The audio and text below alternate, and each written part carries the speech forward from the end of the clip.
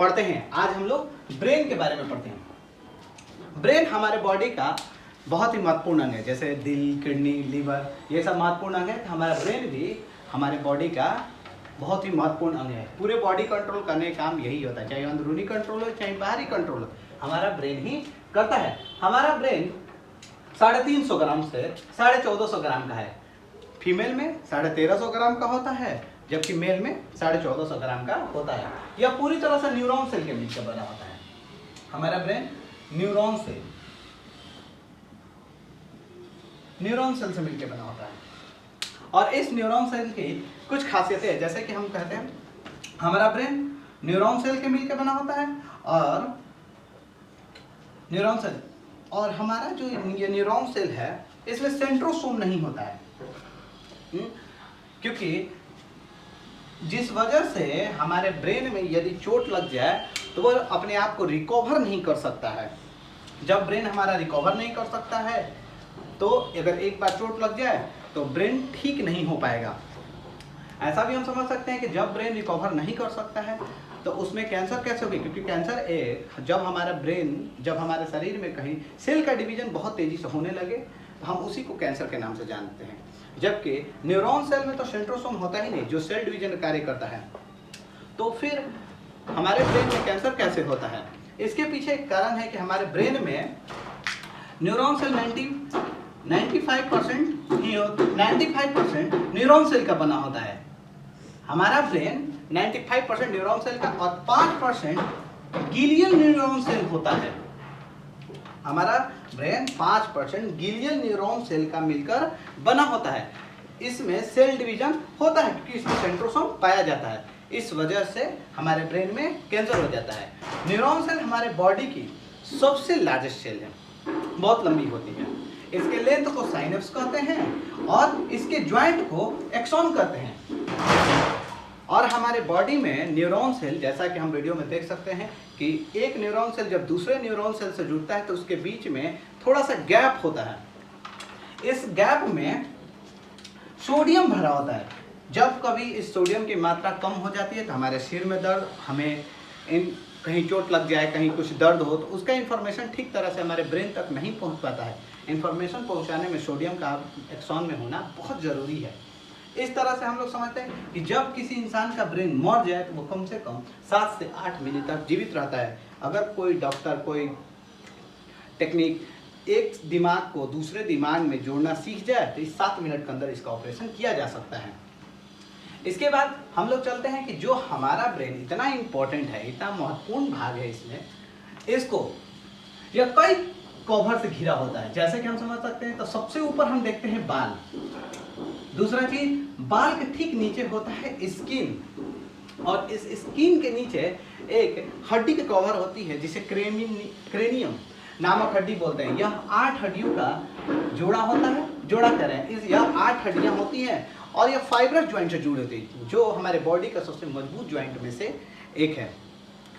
जब ये हमारे चीज यानी ब्रेन को पूरी तरह से कवर करके रखती है, इसके बावजूद हमारा ब्रेन यदि इन्हीं हड्डियों से ठीक जाए या टकरा जाए तो इसमें बीमारी हो सकती है या यह ठीक से वर्क नहीं करेगा। इसलिए हमारा ब्रेन एक मेनिंजॉइड, कुछ लोग इसे मेनिंजिस भी कहते हैं या कुछ लोग मेनिंजॉइड भी कहते हैं, इससे घिरा होता है। यह एक झिल्ली नुमा कवर होता है जो ब्रेन को पूरी तरह से कवर किए होता है।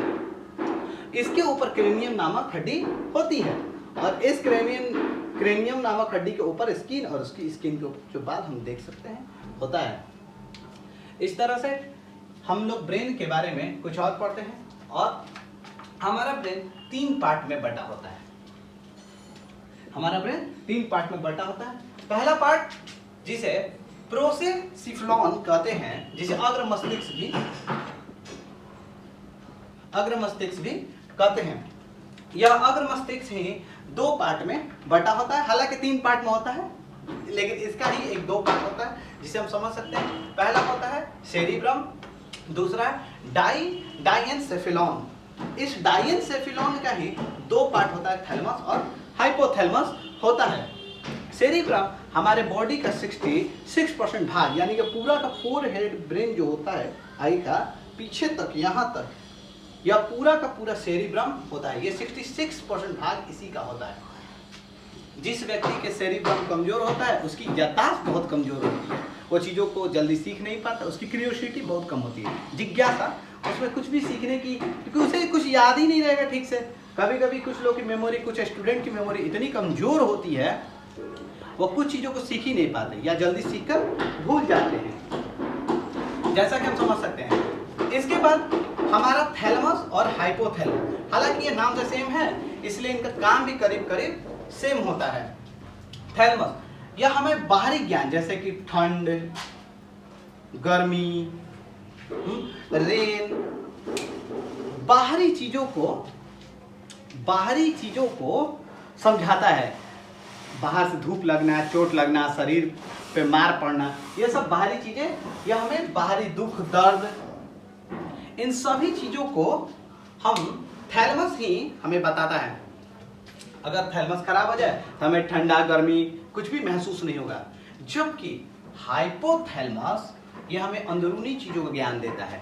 अंदरूनी चीजें जैसे बुखार का लग जाना, कहीं बॉडी के अंदरूनी पार्ट में दर्द का होना, जैसे कि प्रेम,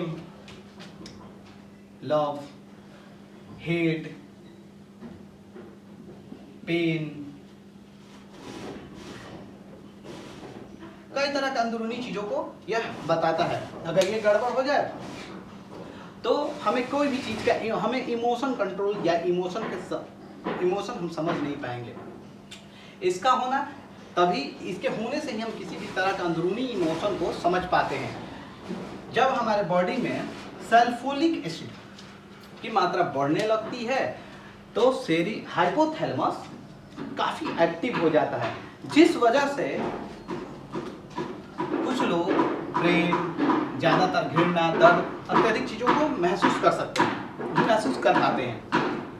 इसीलिए जो लोग संत महात्मा होते हैं, जो ध्यानी लोग होते हैं, लहसुन, प्याज, अदरक, इन सब कम तामसिक चीजों को कम खाते हैं, जिससे उनका सल्फ्यूरिक एसिड मेंटेन रहे और हाइपोथैलेमस बहुत ज्यादा एक्टिव ना हो। हालांकि इससे एक्टिव होना भी बहुत जरूरी है। इसी तरह हमारे ब्रेन का दूसरा भाग होता है मेसेनसेफलन। मेसेनसेफलन हमारे ब्रेन का मध्य मस्तिष्क कहते हैं, जो प्रमस्तिष्क, यानी कि जैसा कि हम लोग बोले थे सेरिब्रम, जैसे प्रमस्तिष्क, ठीक इसके नीचे वाले पार्ट में होता है। इसका दो मेन पार्ट होता है, एक का नाम कार्पोरा है, दूसरा का नाम सेरिब्रल है। इन दोनों काम बहुत ही इंपॉर्टेंट है। हम आंखों द्वारा जो भी देखते हैं, चाहे कुछ भी हो, वह इंफॉर्मेशन सबसे पहले कार्पोरा के पास जाता है और कार्पोरा इसे सेरिब्रम के पास पहचानने के लिए भेज देता है, क्योंकि हमारे दिमाग का मेमोरी कार्ड तो यही है। हम जितना भी चीज दिखते हैं, जो इंफॉर्मेशन के रूप में हमारे ब्रेन में स्टोर हो जाता है, सारा चीज सेरिब्रम में ही होता है। इसलिए कार्पोरा जिन चीजों को देखता है, कान जिन चीजों को सुनता है, वह सारा इंफॉर्मेशन सेरिब्रम के पास भेज दिया जाता है। सेरिब्रम बताता है, सेरिब्रम ही उसका पहचान करता है, जिससे हमें किसी भी चीज का पहचान के बारे में पता चलता है। इस तरह से हम समझ सकते हैं। इसका दूसरा पार्ट होता है सेरिब्रल पेंडिकल, हमारे बॉडी को बैलेंस करना, हमारे बॉडी का यह बैकबोन से जुड़ा होता है। Spinal cord. इसके बाद हम लोग चलते हैं सेरिब्रल पेंडिकल, यह हमारे दिमाग का छोटा हिस्सा होता है, लेकिन मेसेनसेफलन का एक पार्ट होता है और इसका काम यह स्पाइनल कॉर्ड से जुड़ा होता है। स्पाइनल कॉर्ड के कुछ कई महत्वपूर्ण कार्य है जो हम लोग आगे देखेंगे। उससे पहले हम लोग थोड़ा सा इसे देख लेते हैं, जो कि काफी छोटा है, जिसे रूमेनसेफिलॉन के नाम से जानते हैं। यह पश्चिम मस्तिष्क होता है। जैसा कि हम देख सकते हैं हमारे ब्रेन में यहाँ से आगे से लेकर पीछे तक, कुछ यहाँ तक, जैसा कि आप वीडियो में देख सकते हैं, हड्डी से घिरा होता है, लेकिन पीछे का भाग जो खाली है, हमारे शरीर का सबसे बड़ा होल यहीं पर है, जो एकदम खाली है। इसका भी नाम है फेरॉन मैग्नम। यह फेरॉन मैग्नम ब्रेन के ठीक नीचे, हड्डी क्रेनियम नामक हड्डी के ठीक नीचे पाया जाता है। इसी में हमारा लघु मस्तिष्क, जिसे हिंदी में हम लोग लघु मस्तिष्क भी कहते हैं। लघु मस्तिष्क कहते हैं यह बॉडी को बैलेंस करने का काम करता है। अगर किसी कारणवश इस लघु मस्तिष्क पर चोट लग जाए तो हमारा बॉडी ठीक से काम नहीं करता है। जब हम बहुत ज़्यादा शराब पी लेते हैं या मादक चीज़ों का सेवन कर लेते हैं, अफीम, गांजा, सिगरेट, गुटखा वगैरह, तो यह ठीक से काम नहीं करता है, जिससे हमारे बॉडी को चलने में, बोलने में या कुछ याद रखने में समझ में नहीं आता है। दूसरा चीज, यह बॉडी कई तरह के बैलेंस करती है। इसके काम भी कुछ हैं, जैसे कि सेरिबेलम का हम लोग लघु मस्तिष्क का, जैसे कि वॉलेंट्री मसल्स को कंट्रोल करता है। वॉलेंट्री मसल्स वो होते हैं जैसे हाथ, जिस चीज ऐसे बॉडी पार्ट जिसको हम अपनी इच्छा अनुसार कंट्रोल करते हैं, यानी कि बैलेंस कर लेते हैं, तो जिसे हम अपनी इच्छा अनुसार कंट्रोल करते हैं, जैसे कि डांसिंग, रनिंग, पेंटिंग, वॉकिंग, यह सब सेरिबेलम बैलेंस कर लेता है। इसके बाद हमारे ब्रेन का जो लघु मस्तिष्क का मतलब कि रोम्बेनसेफेलॉन का दूसरा पार्ट होता है मेडुला ऑब्लोंगाटा, और इसे हम ऐसे समझ सकते हैं कि जितने भी बॉडी के मेटाबॉलिक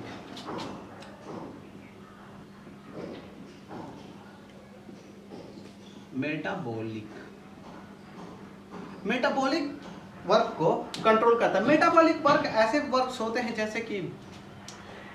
जैसे कि हमारे बॉडी में दो तरह के होते हैं, वर्क होता है, जैसे कैटाबॉलिक और एक होता है एनाबॉलिक। जब इन दोनों को मिला दें तो उसे कहते हैं मेटाबॉलिक। जैसा कि हम समझते हैं किसी चीज का टूटना जैसे कैटाबॉलिक कहलाता है, किसी चीज का जुड़ कर कुछ बनना एनाबॉलिक कहता है। जैसे कि जब हम ऑक्सीजन लेते हैं और जो भोजन खाते हैं, तो जब ऑक्सीजन हमारे ग्लूकोज से मिलता है तो ब्रेक डाउन होता है और CO2 गैस बनता है और एनर्जी टूटती है, इसे कैटाबॉलिक रिएक्शन कहते हैं। उसी तरह हमारे बॉडी में जब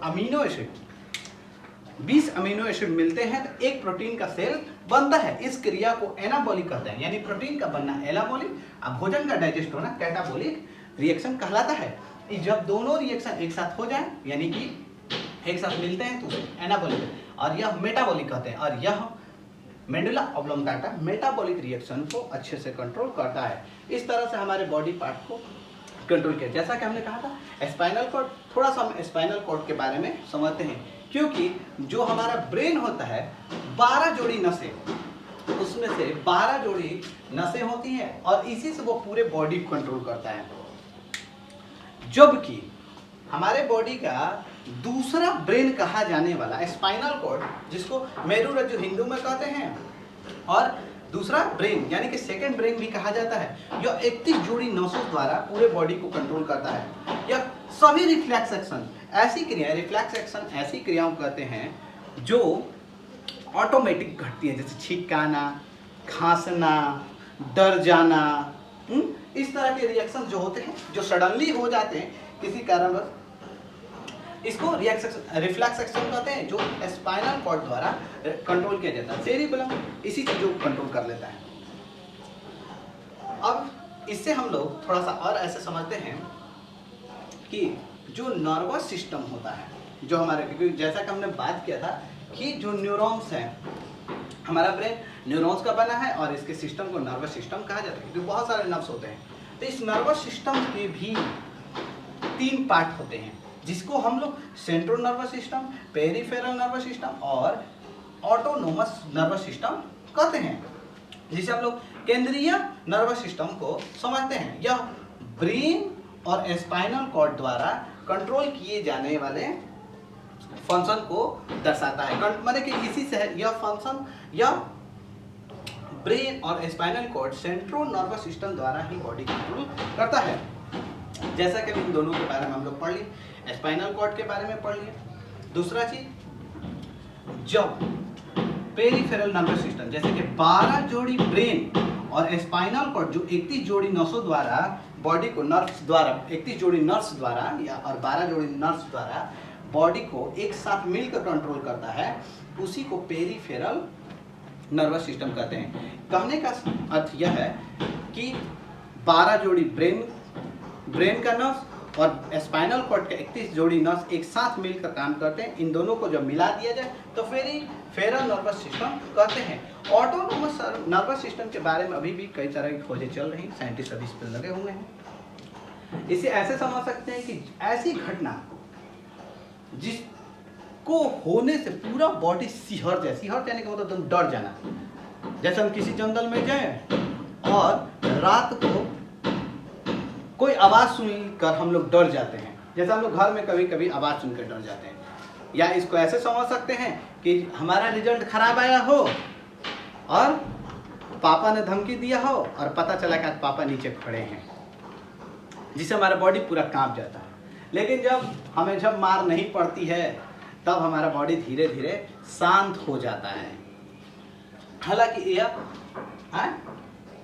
एबनॉर्मल जो एक्शन होते हैं, जो एबनॉर्मली होते हैं, जैसे किसी बात को लेकर बहुत डर जाना, तो धीरे धीरे हमारा हार्ट बीट बढ़ जाता है, आंखें चुंधिया जाती हैं, सांस रुकने लगता है, हाथ बॉडी कांपने लगता है, किसी डर के वजह से, किसी एक्साइटमेंट की वजह से।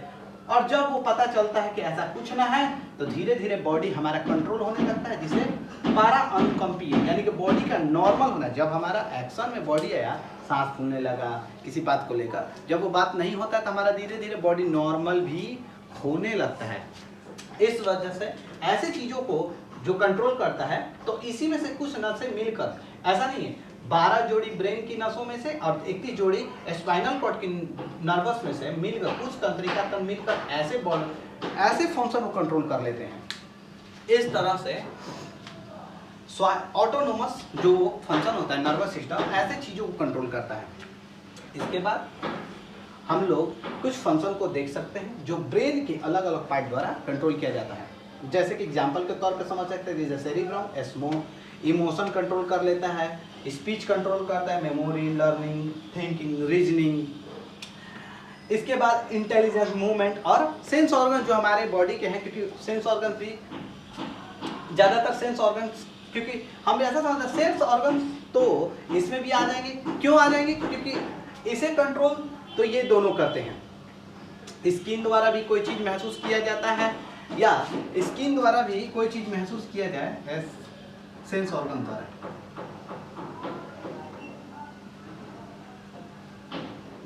सेंस ऑर्गन द्वारा, तो वो कॉर्पोरा द्वारा ही कॉर्पोरा पे भेज दिया जाए। इसके बाद हमारा सेरिब्रम ही उसका पहचान करता है, इसलिए इसे हम सेरिब्रम में समझ सकते हैं, क्योंकि मेमोरी काम तो सेरिब्रम ही करता है। इसके बाद मेंडुला ऑब्लंगाटा जो इनवॉलेंट्री एक्शन जो ऑटोमेटिक हो जाता है, रिफ्लेक्स एक्शन जो इसके हिस्से होते हैं, या कई तरह के मूवमेंट को, जैसे स्पीकिंग कह रहे हैं, ब्रेथिंग, स्नीजिंग मतलब छींकना, स्लीपिंग सोना, कॉफिंग जैसे वोमिटिंग का आ जाना, कॉफ होना का मतलब खांसी में जो टार निकलता है, साथ में स्वेलिंग यानी निगलना। डाइजेस्टिव सिस्टम को मेंडुला ऑब्लंगाटा यानी कि इंटरनल पार्ट को ये कंट्रोल कर लेता है।